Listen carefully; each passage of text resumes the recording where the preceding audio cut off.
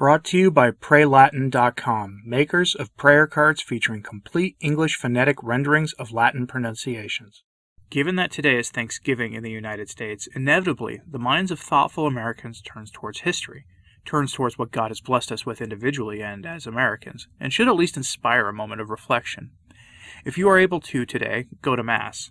I know, Thanksgiving isn't a Catholic holiday strictly speaking. In fact, we all know that the first Thanksgiving in the U.S. was celebrated by those who were not Catholic at all, and were rather hostile to our faith. Yes, the Pilgrims were opponents of the Church and the papacy and the rest. Most of you probably knew that already. An interesting tidbit of history is that the indigenous man that we know saved their backsides, Squanto as he came to be called by history, he was actually a Catholic. His name was actually Tisquantum, and some of the explorers before the Pilgrims arrived took Squanto against his will to Europe, where he endured hardship. But he also learned and embraced the Catholic faith. Those who took him were not Catholic. They were English brigands, who took him to the markets of the Mediterranean, where he was rescued by Spanish friars. At that time, the Church was against that whole practice. I know a lot of people dispute that, but the documents are there. The Church stood against that. It was the rest of the world that took its sweet time coming to grips with it. Or according to a piece I found on U.S. Catholic, quote, Squanto, Tisquantum, freed from his chains, received the friar's message, but in a distinctly native way. Abba-Nikai author Joseph Bruchac captures it well when he writes that Squanto allowed the quote-unquote men who served the Creator to teach him, quote, about their ways of thanking the Great Mystery. Sometime after his baptism, Squanto began the unprecedented 7-year journey home. He made his way to England in 1617. He then found employment as a translator and got as far as Newfoundland. He was forced to return to England, but made a providential connection. Thomas Dermer, an influential navigator. Together they convinced a wealthy investor to finance an expedition, and in the early 1620s, Squanto was back in Dawnland, the native name for the New England shore. However, there was no beautiful homecoming for him. Patuxet, his home village and the future site of Plymouth, was wiped away by an affliction. Upon seeing the ghost town, one of Squanto's English companions called it a newfound Golgotha, but as with so many native thoughts, the record is silent about Squanto's reaction to the scattered bones of his relatives. End quote. It was at some point during this period that Tisquantum encountered the Pilgrims, taught them rather basic agricultural skills, and taught them a now forgotten lesson in Catholic charity. As it turns out, American Catholic history has some interesting information that is appropriate to go over today.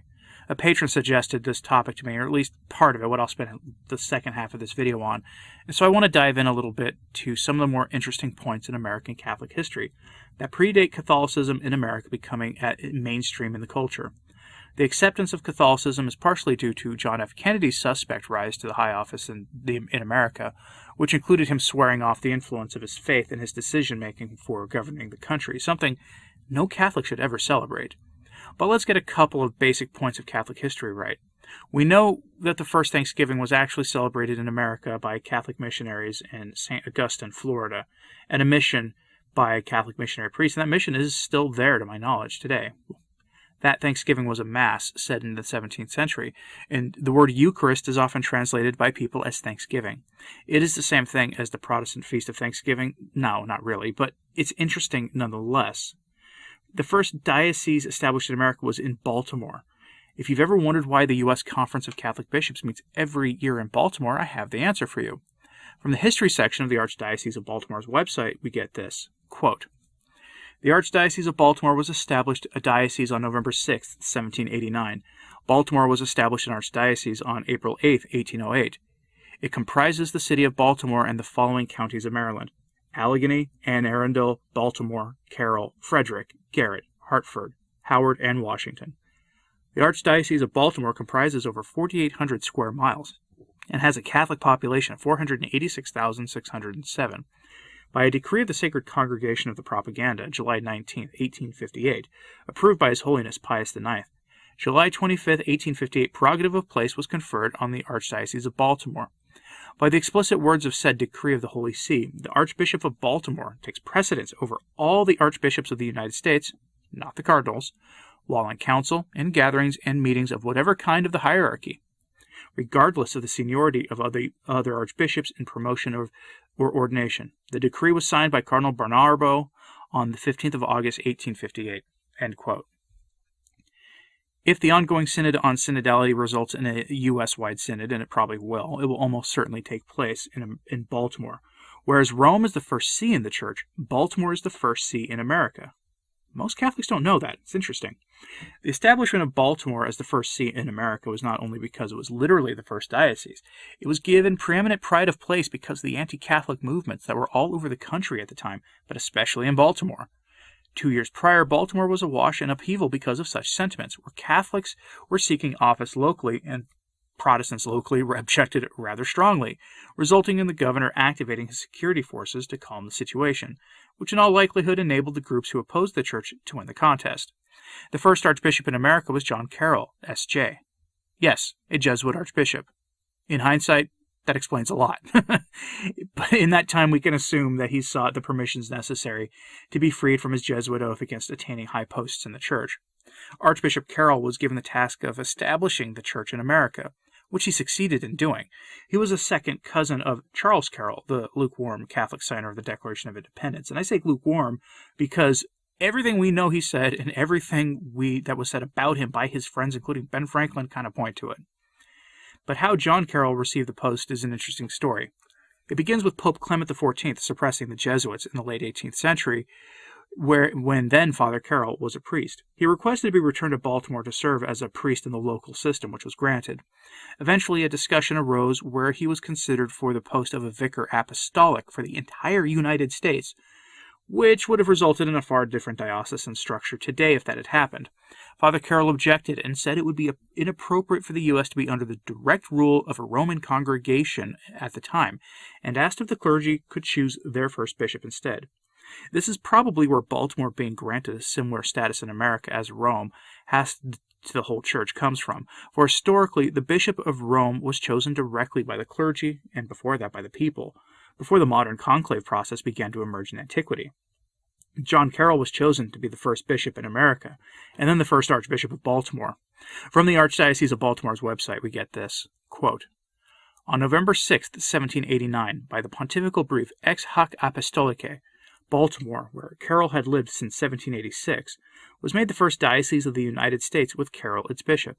On August 15, 1790, he was raised to the episcopacy in the chapel of the Weld family in Lulworth Castle in Dorset, England, where his friend Charles Plowden was chaplain, by Bishop Charles Walmsley, vicar apostolic of the Western District. In November 1791, Carroll held the only synod of his 25-year episcopacy. It concerned itself mostly with the administration of the sacraments and support of the church. Nothing was legislated in the area of education, Carroll's principal concern. As early as 1786, he had pushed for the creation of what would come to be called the Georgetown College. Carroll encouraged the building of churches by trustees in the matter of Episcopalian vestries. This he saw as the best way to secure church property, involve the laity in the governance of the church. Trustees, however, proved unruly in the port cities of New York, Philadelphia, Charleston, and even Baltimore. Despite assertions to the contrary by historians such as John Gilmary Shea and Peter Gulday, Carroll never repudiated the system, which worked well in the rural churches in Maryland. Trustees proved indispensable in the building of the magnificent cathedral that Carroll began in 1806, engaging the noted architect Benjamin Harry Latrobe.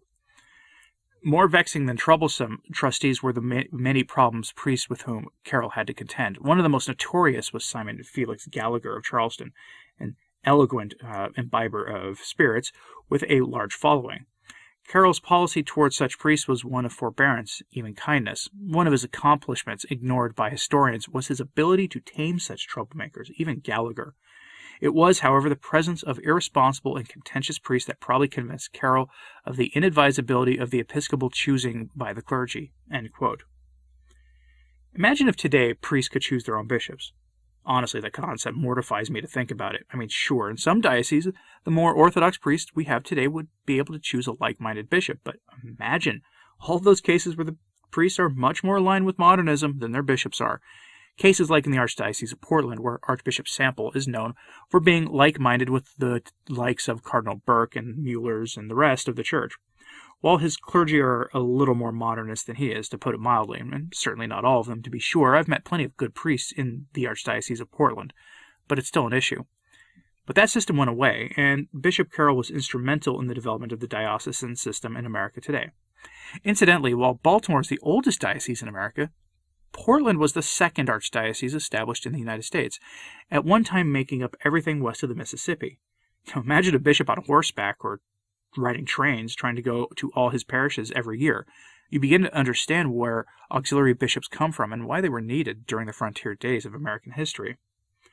American Catholic history is interesting to say the least. Irish Catholics in the 1860s found themselves suddenly conscripted into the forces of the North in that conflict.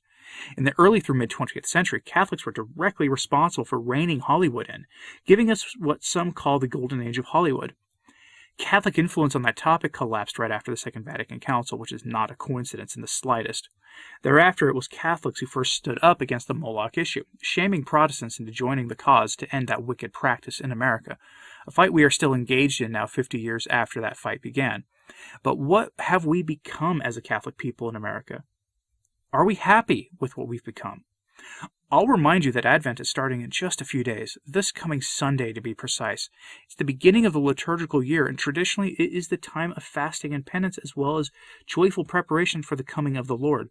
Because it's a new year, traditionally when new years start, we try to take on a new better practice or break a bad habit. So if you haven't been enrolled in the Brown Scapular, maybe this is the time. Get enrolled and pray the Little Office of the Blessed Virgin Mary, the pre-1962 version if you can. This is the time of year to do that. Now, I have a video on the topic of making a good Advent if you want more information. I ask that everyone consider making a Holy Advent this year. Try if you can to keep the fasts and abstinences that traditionally go with the season, for penance for the sins of the hierarchy, for the salvation of their souls, as well as for your salvation and mine. The times call for us to really get serious about our sanctity, and there's no better way than to do that, than to do what our Lord said to do to banish demons. You pray and you fast. It's not that hard. I mean, fasting can be hard, but it's not that complicated. Advent is upon us, so enjoy this feast today as we turn our eyes towards Advent. And what did you think of all this? I thought something lighter would be in order for today. I'll have a regular sort of coverage return tomorrow. Let me know if you like these little dives into Catholic history in the comments, please.